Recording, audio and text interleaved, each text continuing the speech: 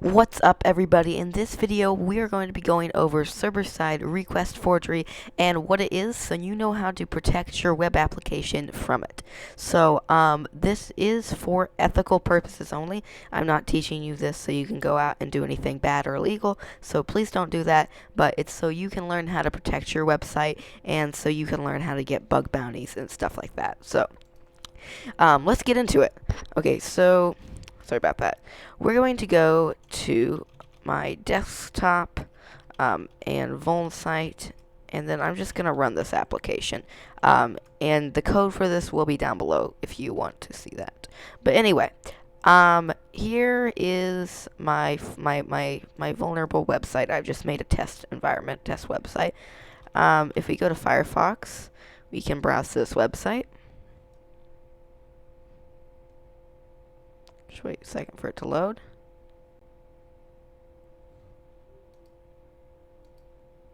I don't know why it's taking so long to load. Okay, here we go, Firefox. And we can go to this URL right here. And here we go. So it's pretty simple. It's just a little setup kind of page I made. But anyway, there's this file, and it's called secret.txt, and it's hidden in this directory. So if we try to go here, it's going to say forbidden, so we don't have permissions to access this. So what do you want to do when you're looking for this file? You want to figure out what has permissions to access this. Well, the server, has permissions to access it because it's a server and it can do whatever it wants.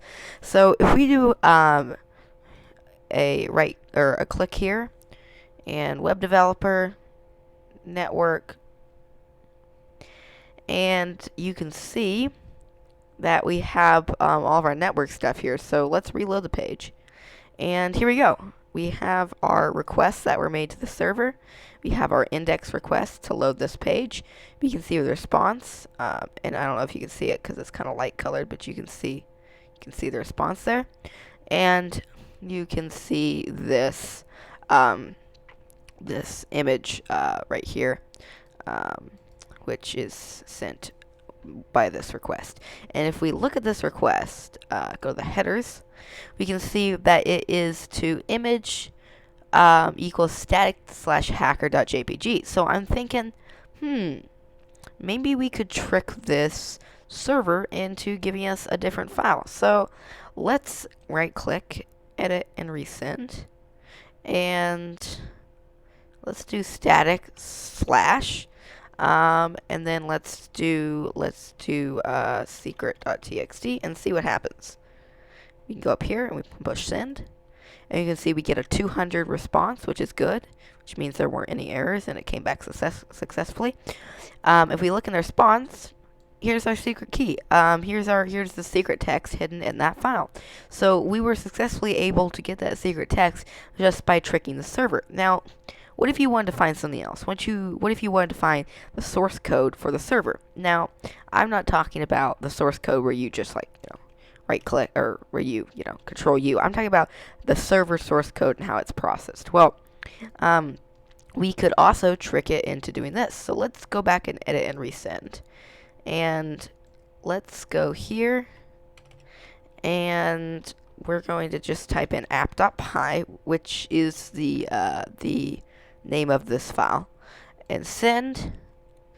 And if we click here, here we go. We have the server code, which we're not supposed to be able to view. And most of the time, this wouldn't be too much of a big deal, but it is a pretty big deal, actually.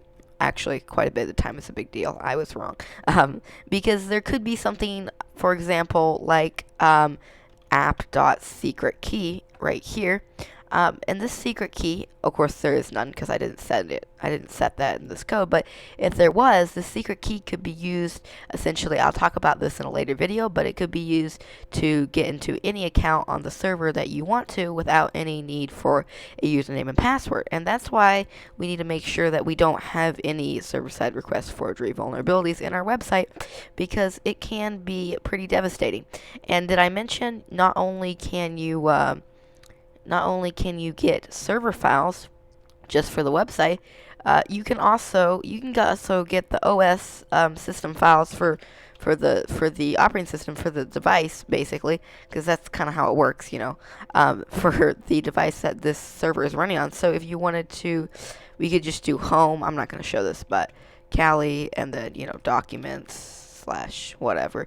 But we could get system files, and that could help us in a later exploitation or whatever. But anyway, thank you for watching this video. If you learned something new, please subscribe, please like, and if you have any questions, I encourage you to leave a comment down below. And yeah, so thank you and goodbye.